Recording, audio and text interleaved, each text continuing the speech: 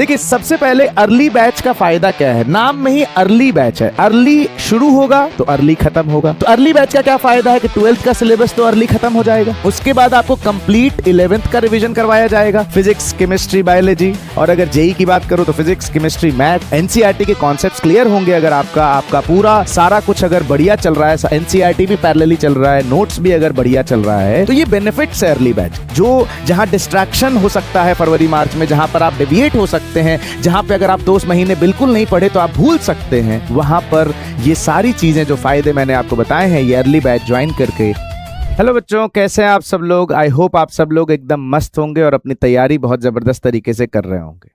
ये वीडियो जो है वो एक्सक्लूसिवली क्लास 11th के बच्चों के लिए है जो इस साल 12th में जाएंगे।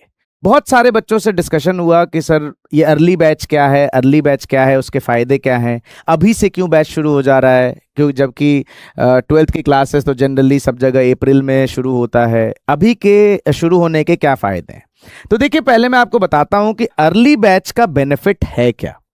अर्ली बैच है क्या, बेनिफिट क्या है, कब से शुरू होगा, ये सब कुछ इस वीडियो में आपको मिलेगा। तो इसलिए अंत तक इस वीडियो को जरूर देखिएगा अगर आप इस बार 12th में जाने वाले हैं, मतलब आप 11th में और इस बार 12th में जाएंगे। देखिए सबसे पहले अर्ली बैच का फायदा क्या है, नाम में ही अर्ली बैच है। अर्ली शुरू होगा तो अर्ली खत्म होगा। इसका मतलब कि आपका अर्ली सिलेबस कंप्लीशन होगा 12th का। अगर मैं केजीएस की बात करूं, अपने सिस्टम की बात करूं, तो इस बार भी आपका सिलेबस, जो बच्चे 12th में थे इस सेशन में, उनका सिलेबस ऑलमोस्ट 15 सितंबर के आसपास खत्म हो गया था। तो इसका फायदा क्या है, अगर मान लीजिए सोचिए आप 15 सितंबर, मैं कहता हूं पूरा ही सितंबर लगा लीजिए, फिर भी अगर सिलेबस खत्म हो जाता है आपका, तो आप इमेजिन करिए कि आपके पास पूरा अक्टूबर, पूरा नवंबर, पूरा दिसंबर होगा। और इसमें आप खाली नहीं बैठेंगे।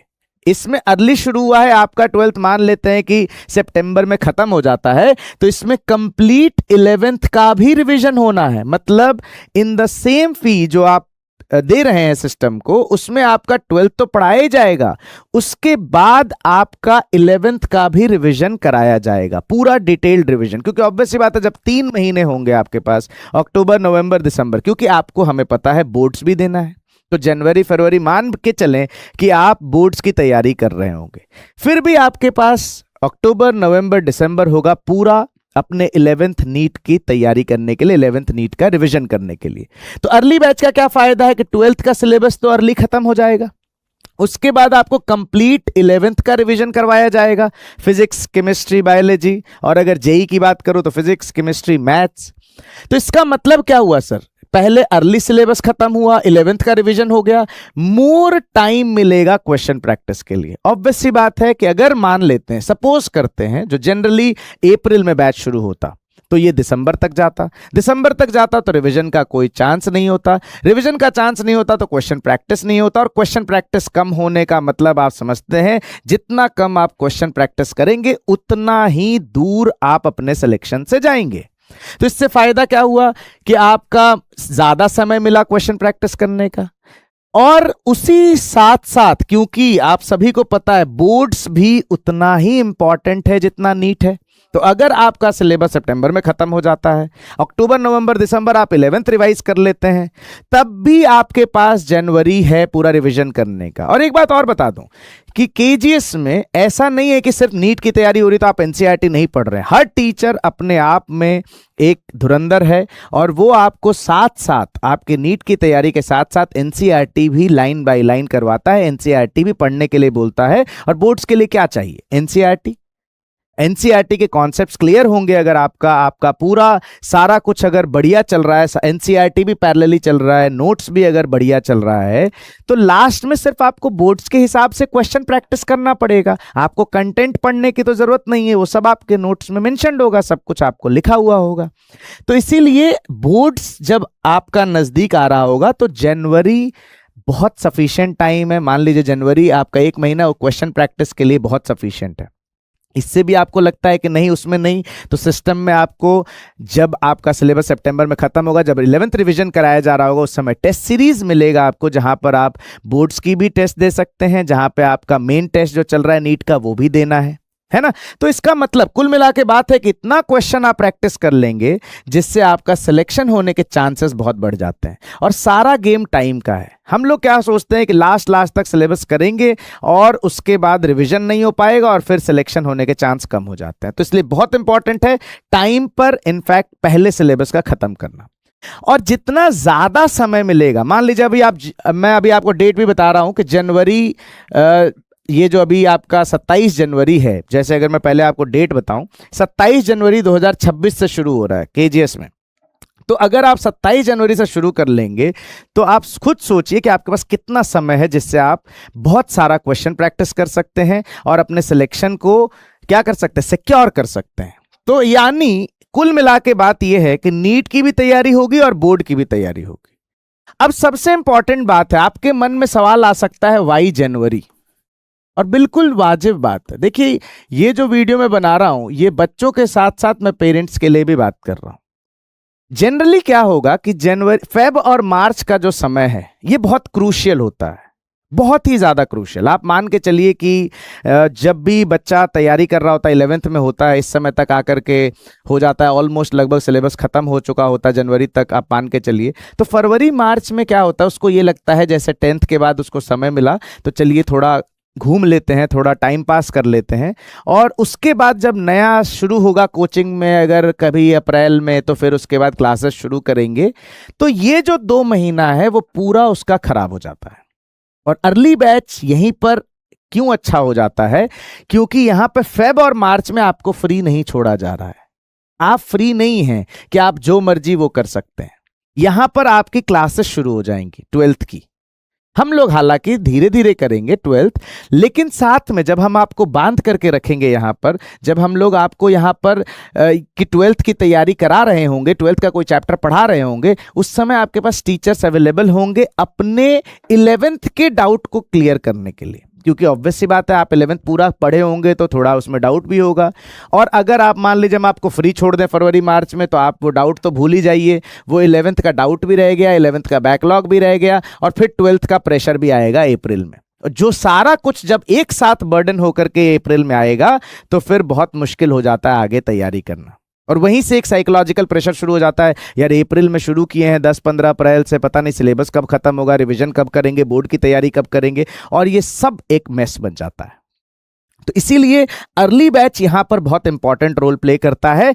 तो जो मैंने कहा ना, फेब और मार्च का टाइम है जिसमें आपको फ्री नहीं छोड़ा जाएगा, वो क्रूशियल टाइम में आप रेगुलर क्लास कर रहे होंगे। जब बाकी लोग मजे कर रहे होंगे तब आपकी रेगुलर क्लास चल रही हो। क्योंकि देखिए, अगर आप इसको 11th और 12th की तरह लेके चलेंगे कि भैया ये 11वीं खत्म हो गई है, अब हम 12वीं पढ़ लेते हैं, फिर 12वीं हो जाएगी, फिर नीट की तैयारी कर लेंगे, अगर ये अप्रोच है तब तो ये अर्ली बैच नहीं है आपके लिए, बिल्कुल नहीं है।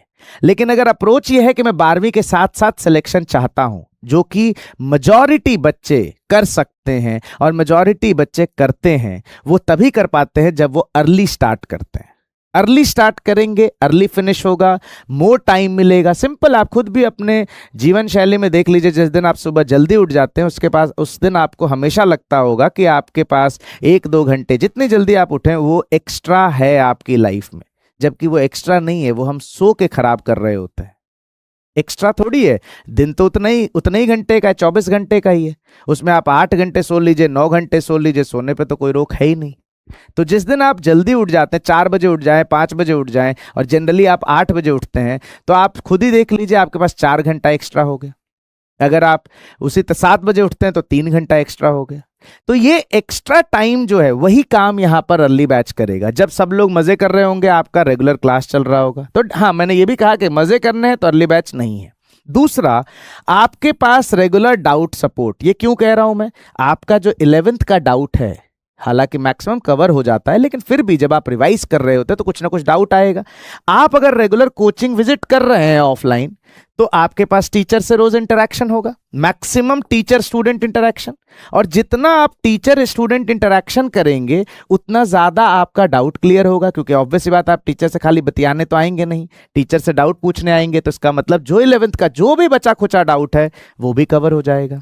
और सबसे इंपॉर्टेंट बात, जब ये सब आप कर रहे होंगे तो आपका आउटपुट मैक्सिमम निकलेगा और आप बाकी बच्चों से कहीं आगे निकल चुके होंगे। और ये 2 महीना जो मैं बता रहा हूं क्रूशियल है, इस 2 महीने में जिसने अपना काम कर लिया, जिसने जैसा जैसा बताया गया वो कर लिया, तो वो 100% अच्छे रैंक से सिलेक्ट हो जाएगा और बोर्ड्स में भी अच्छे नंबर लेकर के आएगा। तो ये बेनिफिट्स है अर्ली बैच के। जो जहां डिस्ट्रैक्शन हो सकता है फरवरी मार्च में, जहां पर आप डेविएट हो सकते हैं, जहां पे अगर आप 2 महीने बिल्कुल नहीं पढ़े तो आप भूल सकते हैं, वहां पर ये सारी चीजें जो फायदे मैंने आपको बताए हैं, ये अर्ली बैच ज्वाइन करके आप बहुत आसानी से अपनी तैयारी कंटिन्यू रख सकते हैं। फ्लो टूटने नहीं देना है। फ्लो टूट गया तो फिर अप्रैल में वापस शुरू करने में बहुत मुश्किल होगा, और ये आपसे बेहतर कोई नहीं जानता है, क्योंकि 10th के बाद जब आप 1-1.5 महीने इधर उधर करके जब आप 11th की तैयारी शुरू कर रहे थे, तो आपको भी, क्योंकि मैं जानता हूं, मैंने 11th में बच्चों को पढ़ाया यहाँ पे, तो वो बच्चे का फ्लो एकदम टूट चुका था। उसको 1-1.5 महीने तो पहले पढ़ने की, सिटिंग की, मतलब आप समझ रहे, पढ़ाई करने की, बैठने की आदत डलवानी पड़ी कि पहले बैठो, मॉड्यूल सॉल्व करना है, क्वेश्चन सॉल्व करना है। 1-1.5 महीना इसमें चला जाता है, तो वो चीज से आप बचोगे ये अर्ली बैच ज्वाइन करके। तो अब बात ये आती है कि सर अर्ली बैच शुरू कब से हो रहा है, तो मैंने आपको बता ही दिया कि अर्ली बैच जो है आपका शुरू हो रहा है बेटा कब से, 27 जनवरी 2026 से। ऑफलाइन बैच है, प्योर ऑफलाइन बैच है, और आपको पता है कि मैंने आपसे अभी बताया कि 27 जनवरी 2026 से शुरू हो रहा है। और कहाँ कहाँ ऑफलाइन सेंटर, पटना में आपको पता है 2 जगह, मुसल्लापुर और बोरिंग रोड, और प्रयागराज, 3 जगह ये क्लासेस शुरू हो रही हैं। चाहे बात करें मैं नीट की, चाहे हम बात करें जेई की, ये दोनों के लिए क्लासेस आपकी 27 जनवरी 2026 से शुरू हो रही हैं। 3 सेंटर ऑफलाइन, पटना में भी 2 जगह, मुसल्लापुर हाट, बोरिंग रोड और प्रयागराज। ये 3 सेंटर पे क्लासेस एक दिन ही शुरू होगी 27 जनवरी 2026 को। और यही मैंने बताया कि अगर आप 27 जनवरी को ज्वाइन करोगे तो ये जो क्रूशियल टाइम मैं आपको बता रहा हूं फरवरी और मार्च का, ये आप यूटिलाइज करोगे, और जब सब लोग मजे ले रहे होंगे, टाइम पास कर रहे होंगे, उस समय आपके शायद 1 या 2 चैप्टर समाप्त हो चुका होगा 12th का। और जब जो लोग अप्रैल में आएंगे उस समय आप उनसे 2 या 2.5 चैप्टर आगे चल रहे होंगे। तो 100% ये कंफर्म है कि जब खत्म भी कर रहे होगे तो उनसे 2-2.5 महीने पहले खत्म कर रहे होगे। और सबसे खास बात यह है कि जब आप केजीएस में पढ़ रहे होंगे, जब आप केजीएस में पढ़ रहे हैं, तो आपको पता है यहाँ पर इंडिया के बेस्ट टीचिंग टीम आपको पढ़ा रही होगी। चाहे आप मुसल्लापुर बात कर लो, बोरिंग रोड बात कर लो, चाहे आप प्रयागराज सेंटर की बात कर लो। और इससे भी इंपॉर्टेंट बात यह है कि हम लोग तो पढ़ा ही रहे होंगे, आपको खान सर का पर्सनल गाइडेंस भी मिलेगा। खान सर के भी मोटिवेशनल सेशंस होते रहते हैं, जहां पर वो भी आपको गाइड करेंगे कि आपकी तैयारी और बेहतर कैसे कर सकते हैं। क्योंकि हमेशा हम लोग देखते हैं कि हम लोग मेहनत करते रहते हैं, कोई भी आकर के, कोई भी एक बुजुर्ग, कोई बड़ा आकर के आपको अगर कह देता है कि यार इस डायरेक्शन में चलना है, या जिसको आप बहुत मानते हैं वो आपसे कह दे कि यार ये तरीका है, इसको फॉलो करना, अगर फॉलो करोगे तो हो जाएगा, तो वो काम खान सर के थ्रू आपको यहाँ पर मिलता रहेगा। वो सेशंस रेगुलरली होते रहते हैं। इस बार भी जब हम लोगों ने 11th में क्लास ली तो लगभग 2 से 3 बार सर पर्सनली क्लास में जाकर के बच्चों से मिले, बच्चों को मोटिवेट किया। और वो बच्चे जो मैंने भी देखा, क्योंकि मैं पूरा 11th पढ़ा रहा था, तो मैंने देखा जो बच्चे मतलब मिलने से पहले थोड़ा बहुत जहां लैग कर रहे थे किसी चीज़ में, होता है ना कि कोई अगर आके बोल देता है तो वो भी मेहनत करना शुरू कर देते हैं, और बहुत अच्छा रिजल्ट देखने को मिला फर्स्ट हाफ ऑफ 11th और सेकेंड हाफ ऑफ 11th। जो बच्चे 11th में हमसे पढ़े वो रिलेट करेंगे। कमेंट बॉक्स में ज़रूर बताइएगा कि जब आप स्टार्टिंग में 11th की तैयारी कर रहे थे, मतलब 2-3 महीने हुआ था, और फिर उसके बाद 2-3 महीने के बाद जब आपने रेस पकड़ा, और अब जो आप फील करते हो उसमें बहुत डिफरेंस है। और यही फायदा आपको यहां पर भी अर्ली बैच में मिलेगा। तो एक बार मैं समराइज कर देता हूं। बैच शुरू हो रहा है 27 जनवरी 2026 से। सेंटर मैंने आपको बता दिया, ऑफलाइन सेंटर पटना, प्रयागराज, और पटना में 2 सेंटर, पटना और प्रयागराज। और पटना में 2 सेंटर कौन कौन से, मुसल्लापुर हाट और बोरिंग रोड। ठीक बात है। तो सेंटर पे विजिट कीजिए जहां पर भी आप हैं, जिस भी सेंटर पे आप जाना चाहते हैं, और जल्दी एनरोल कर लीजिए। ठीक है, मुलाकात होगी आपसे ऐसे इन्फॉर्मेशन के साथ नेक्स्ट वीडियो में। तब तक के लिए पढ़ते रहिए, मुस्कुराते रहिए और ढेर सारे सवाल लगाते रहिए।